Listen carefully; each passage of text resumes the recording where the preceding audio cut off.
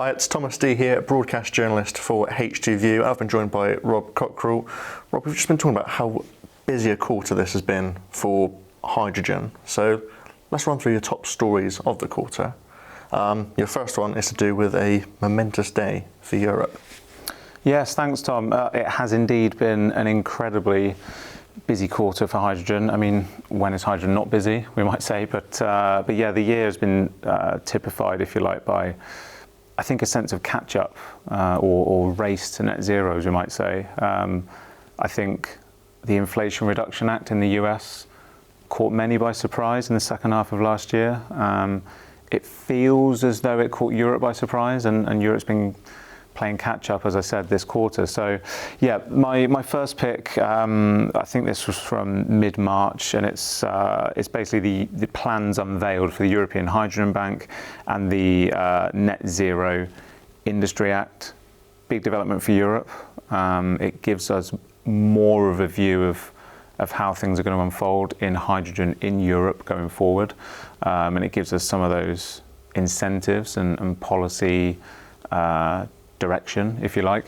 I think the only other thing I would add to this is it's clear from the people we're talking to on a daily and weekly basis that we still need more in Europe. We still need more clarity and less complexity. I think there's confusion around the different mechanisms and what they mean and how they are actioned, essentially. So, huge step forward, one of the biggest stories of the quarter. And there have been so many coming up to that as well, so I've chosen this one. But yeah, a big story for the quarter, but still lots to do, clearly. Huge story, but like you say, lots to do, and we'll be keeping across those developments on our website. Absolutely. Your second pick? Yeah, my second pick goes a little bit further back in the quarter, early February, I think.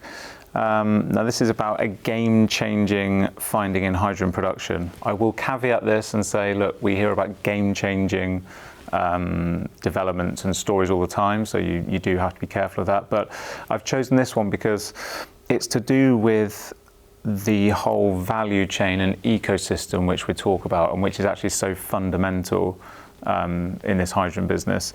It's researchers at the University of Surrey, and they've found what they believe is a promising metal-free catalyst, again important, for the direct conversion of methane into hydrogen. Now you'll hear a lot about the different colours of hydrogen, the different means of getting to that end product. If this is as good as it sounds, and it's a metal-free catalyst, which, as I said, is important, then that could be a very promising development indeed. So yeah, I urge everyone, I'm not going to try to explain the technology, please go and read the story and take a look. Yeah, take a look. Follow-up question from me. Why can we believe that this one's game-changing as opposed to all these other game-changing developments we've heard? Well, they've provided the evidence, I believe, and you'd have to say it looks like an R&D effort in the academia space, so you'd have to believe it. I mean, the proof is in the pudding. As with all of these things, the proof is in the pudding, and what I think differentiates this is a number of technologies or solutions might well be described as game-changing, and it's all relative. I believe if this is, as I said, if the proof is in the pudding on this one and the technology is valid, it probably could be deemed game-changing. Yeah. Certainly interesting. Like we say, take a look at h2-view.com. Read through it yourself. Well, we've got time for one more pick. Your third and final one for the quarter. What's that going to be? Again, related to the value chains and the ecosystem and those different means of getting to the end goal in hydrogen. If you remember, Tom, we heard a lot last year, particularly the second half of last year, about ammonia, green ammonia, ammonia value chains.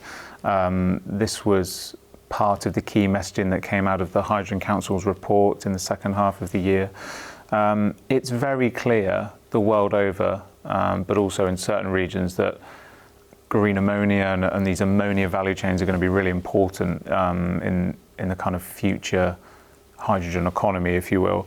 And the story I've chosen here is actually Air Liquide announced just last week plans to construct an industrial scale ammonia cracking plant in the port of Antwerp. So here we have a European project a huge stakeholder in hydrogen, industrial gases and chemicals as a whole in Air Liquide. A port of Antwerp, which is described as very promising for many reasons in this clean energy transition, and ammonia cracking. And I think what's also important about this, you've heard me use this phrase, shovels in the ground, quite a bit, just this morning actually. I think that's important. We need the projects that are going to make hydrogen happen. That's what we always say at H2View, and it's true. We need those projects that are going to make it happen.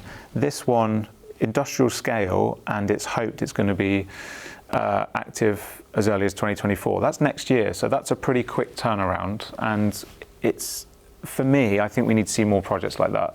Quick turnaround, scope to expand them and scale them further in the years ahead, which Air Liquide has demonstrated in this story. So, yeah, I think that's a really important one for the quarter. Certainly a huge scale project like that is one to keep our eyes on. Absolutely, and I have to say, it's really hard doing editor's picks for H2View. There's so many stories every single day. How can you possibly pick 3 for a quarter? I mean, it is tough. I've really just gone for this one because, like I said, I think it does symbolise the kind of projects we need and to move forward quickly now. And I'm very happy that as of Q2, our new editor of H2View, Dominic Ellis, will be providing those editor's picks. So you'll be sitting here with Dom, I hope. Yeah, tough ask for you for sure. Let's see if Dominic can pick his 3 out next month. Absolutely. And we'll be catching up with him at the end of Q2. In the meantime, you can keep up to date with all the latest hydrogen news at h2-view.com.